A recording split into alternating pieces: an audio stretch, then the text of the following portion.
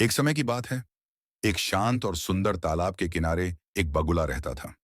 वह बगुला अब बूढ़ा हो गया था और मछलियां पकड़ने में कठिनाई महसूस कर रहा था। पहले वह बहुत फुर्तीला था और आसानी से मछलियों को पकड़कर खा लिया करता था, लेकिन अब उसकी ताकत कम हो गई थी। भूख के कारण बगुला कमजोर होता जा रहा था और उसे कुछ उपाय सूझ नहीं रहा था कि वह कैसे अपनी भूख मिटाए। एक दिन बगुले को एक चालाक योजना सूझी। वह तालाब के किनारे उदास बैठ गया और लंबी सांसें भरने लगा। तालाब में रहने वाली मछलियां और अन्य जलीय जीवों ने बगुले को इस तरह देखा तो वे चिंतित हो गए। एक छोटी मछली ने बगुले के पास जाकर पूछा, बगुला भाई, तुम इतने उदास क्यों हो? क्या कुछ हुआ है? बगुले ने भारी आवाज में जवाब दिया, हाँ, मेरे छोटे दोस्तों, मैं बहुत दुखी हूं। मैं बूढ़ा हो गया हूं और अब मछलियों का शिकार नहीं कर सकता। लेकिन मेरी चिंता सिर्फ मेरी भूख की नहीं है, बल्कि मुझे तुम सबके भविष्य की भी चिंता हो रही है। मछलियां और अन्य जीव हैरान हो गए। उन्होंने पूछा, हमारे भविष्य की चिंता? ऐसा क्यों कह रहे हो?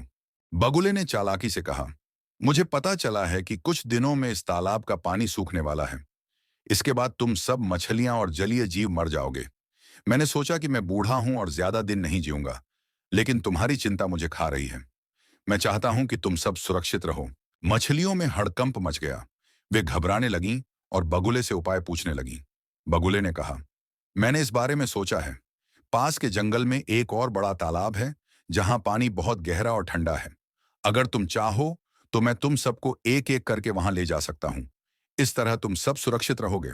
मछलियों को बगुले की बातों पर विश्वास हो गया। उन्होंने बगुले से मदद मांगना शुरू किया।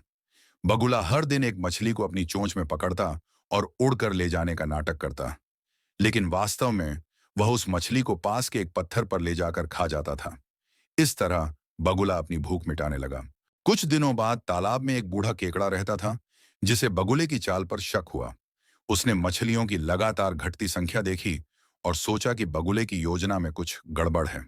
केकड़े ने बगुले से कहा, बगुला भाई, अब मेरी बारी है। मुझे भी उस तालाब में ले चलो।